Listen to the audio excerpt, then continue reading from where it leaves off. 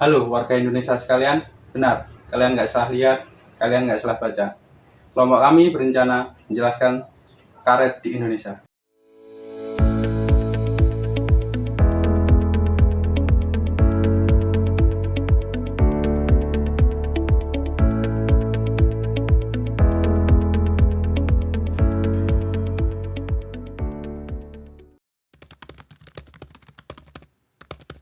Indonesia ini adalah penghasil atau produsen karet terbesar yang kedua ada di dunia setelah negara Thailand.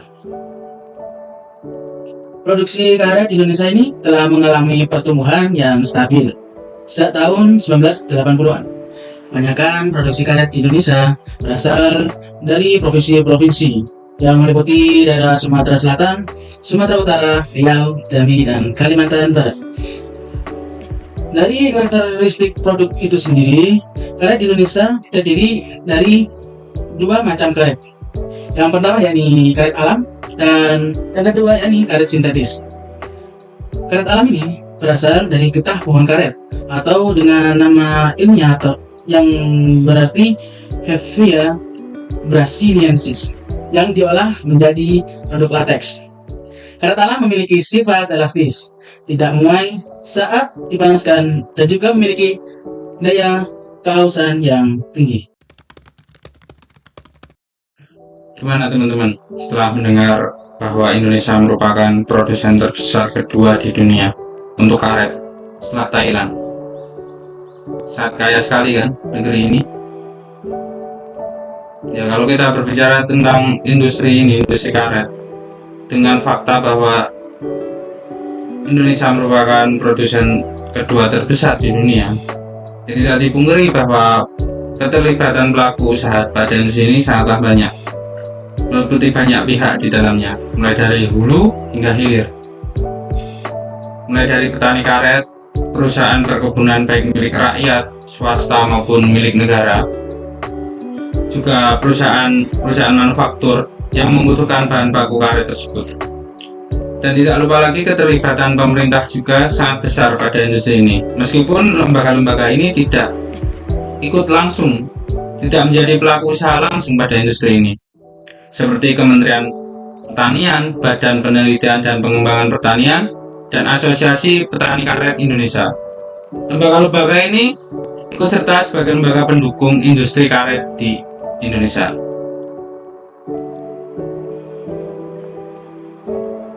Ya, dengan pelaku-pelaku usaha yang terlibat di industri karet ini sangatlah banyak sekali. Tidak dipungkiri pada industri ini terjadi hubungan-hubungan antar pelaku usaha tersebut. Hubungan pelaku usaha pada industri karet ini merupakan bagian penting dalam pengembangan industri karet.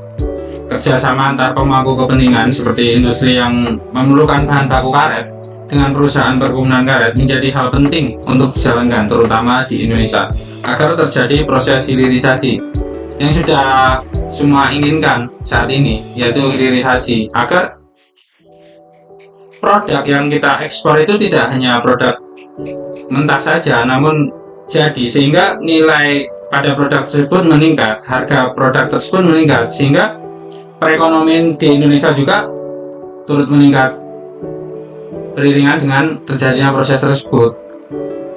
Kalau sekarang kita lihat faktanya bahwa Indonesia masih mengekspor bahan-bahan mentah saja, oleh karena itu pemerintah juga melakukan concern terhadap masalah tersebut. Pemerintah juga menerapkan peraturan-peraturan pembatasan ekspor bahan mentah keluar, lebih memfokuskan untuk pengolahan di dalam negeri, konsumsi di dalam negeri. Hal tersebut sangatlah membantu sekali untuk pertumbuhan perekonomian di Indonesia.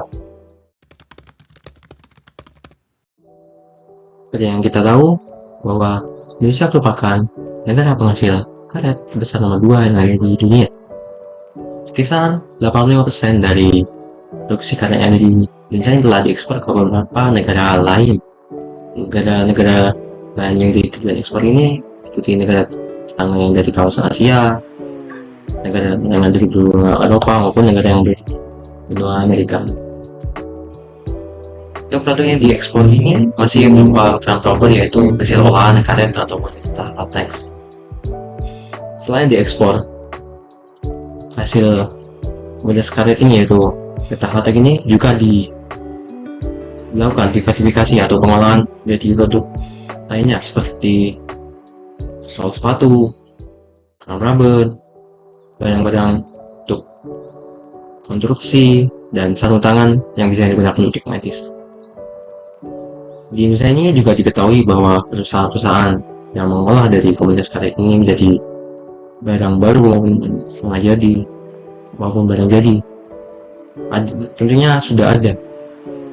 Namun untuk salah satu perusahaan besar yang telah mengolah produksi karet ini yaitu PT Gajah Tunggal Tbk, yaitu salah satunya perusahaan yang pengolah bahan yang besar.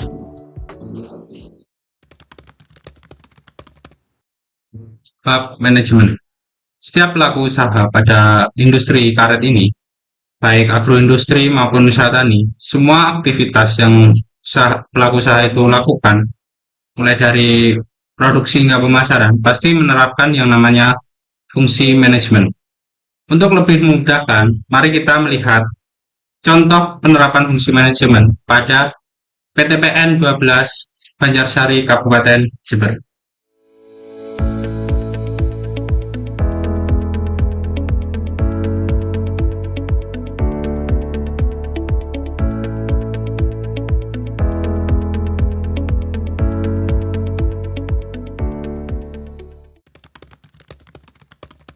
Manajemen produksi. Produksi karet pada PTPN 12 Banjarsari melibatkan beberapa tahapan. Yang pertama, yakni tahapan pengolahan. Proses yang bertujuan untuk lateks cair menjadi bekuan lateks. Kemudian, tahapan yang kedua yakni penggilingan. Penggilingan yakni proses yang bertujuan untuk menipiskan bekuan lateks. Yang ketiga, tahapan pengasapan atau pengeringan. Proses yang bertujuan untuk pengeringan lembaran set melalui ruang pengasapan. Kemudian, tahapan yang terakhir yakni sortasi. Proses yang bertujuan untuk penggolongan dan pengecekan mutu. Pada setiap tahapan terdapat penerapan fungsi manajemen, yaitu perencanaan dan pengorganisasian yang ditetapkan oleh direksi. Pelaksanaan dilakukan melalui metode dan cara kerja pada masing-masing tahapan produksi, serta pengawasan yang dilakukan untuk menjaga kualitas kerja dan pengawasan langsung terhadap kinerja karyawan. Dan evaluasi pada setiap sumber daya manusia yang terlibat pada proses produksi karet yang ada di PTPN ini. Karyawan yang berada di PTPN 12 Banjarsari terbagi menjadi karyawan tetap, karyawan harian lepas, dan karyawan tidak tetap, yaitu tidak lain karyawan golongan. Karyawan yang bekerja di kebun ini lebih diutamakan memiliki kemampuan fisik yang lebih kuat.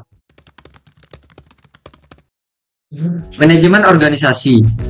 Pada PTPN 12 Kebun Banjarsari Jember memiliki bentuk struktur organisasi di mana tugas dan tanggung jawab dari masing-masing secara langsung dari pimpinan sampai dengan bawahan.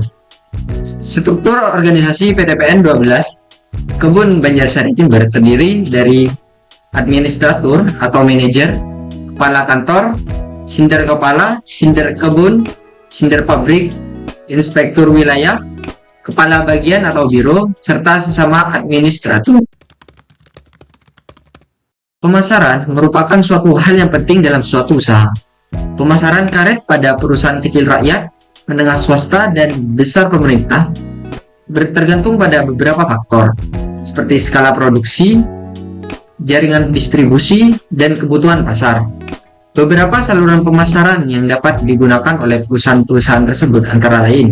Ini yang pertama, saluran pemasaran 1, yakni meliputi petani, pedagang pengepul, dan pedagang pengecer, atau biasa digunakan oleh perusahaan kecil rakyat dan menengah swasta.